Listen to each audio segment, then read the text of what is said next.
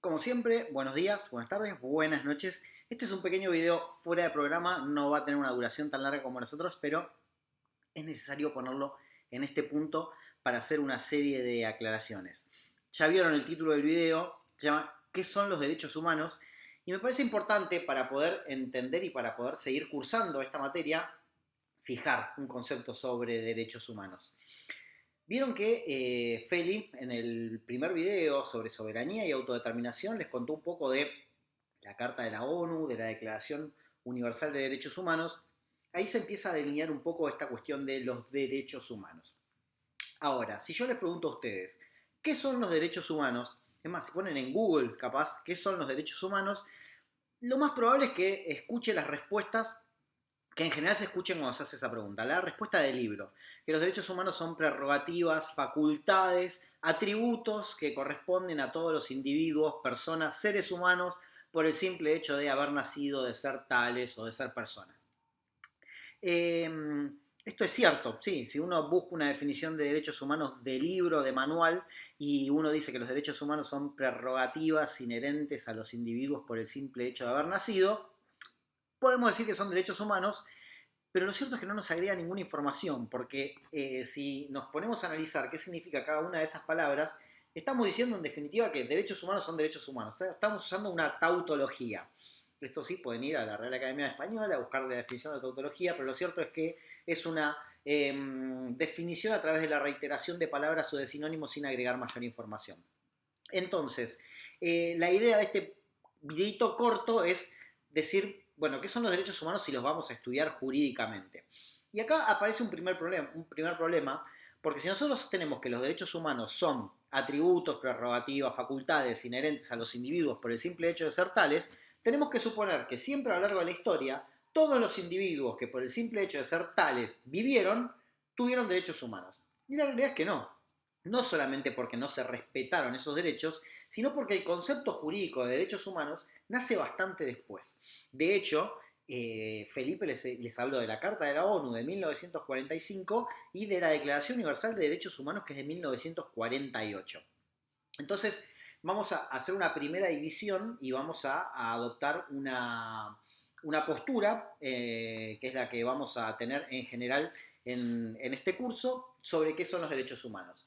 La primera aproximación que se puede hacer al concepto es naturalista, o sea, son aquellos atributos, facultades, derechos, prerrogativas que tenemos por el simple hecho de ser nosotros mismos, con lo cual naturalmente estaría dada este complejo de derechos que son inherentes a cada uno de los seres humanos. Es una concepción claramente naturalista, con lo cual implicaría que siempre a lo largo de la historia venimos con la carga de estos derechos que nos pertenecen.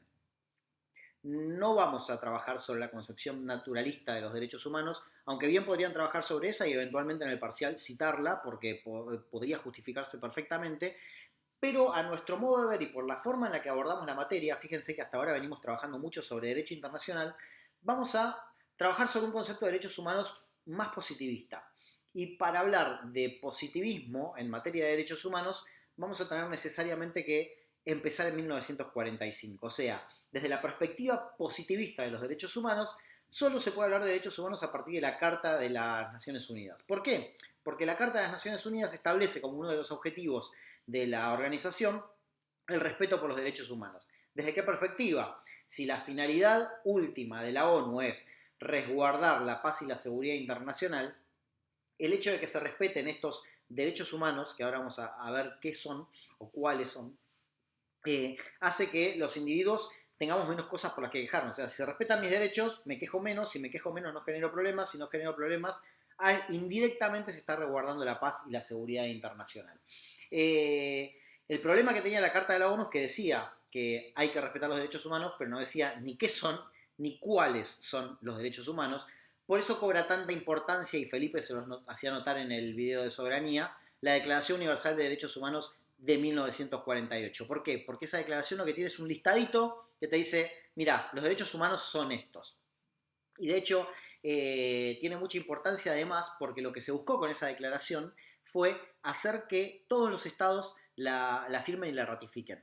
O sea, que haya un acuerdo universal respecto de cuáles son cuál es ese complejo de derechos, esa estructura de derechos básica que todos los individuos, por el simple hecho de ser tales, nos merecemos tener y que además, vamos a ver que a partir de la Carta de la ONU, merecen una protección normativa, cosa que antes existía, pero bajo la calidad de derechos individuales o de derechos personales.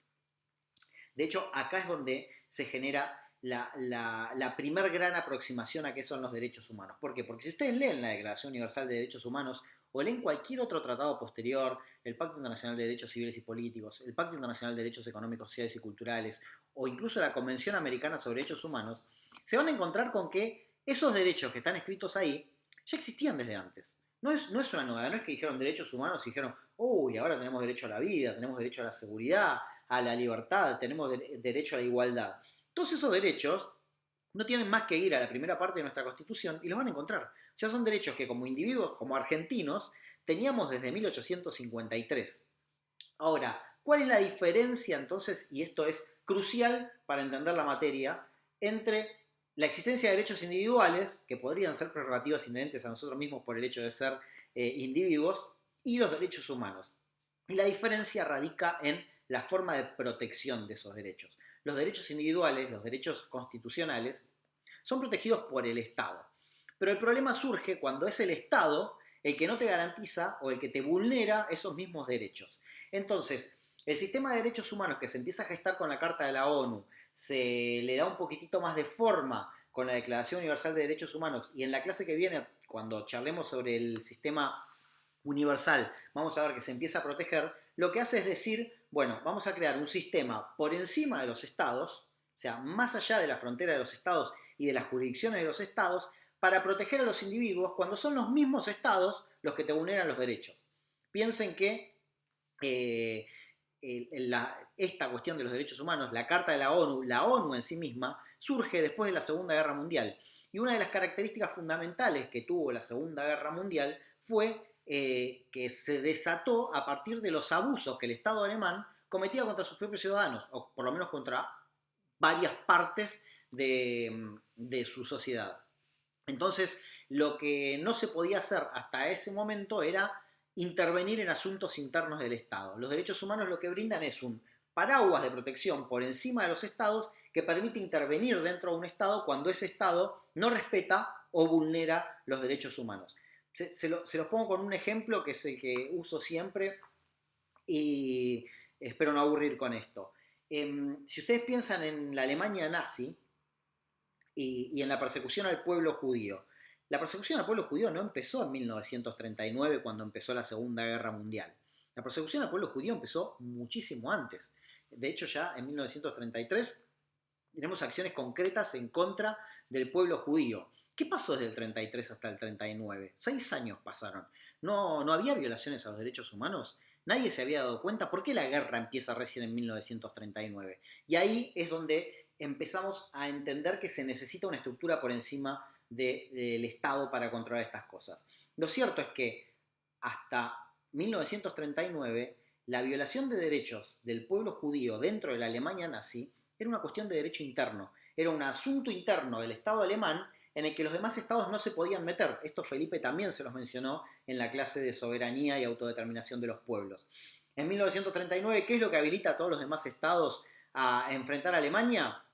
Que invade Polonia. O sea, eso que había sido siempre una cuestión interna del Estado alemán pasa a ser una cuestión internacional. Cuando se convierte en una cuestión internacional, entonces es ahí que la comunidad internacional pasa a actuar.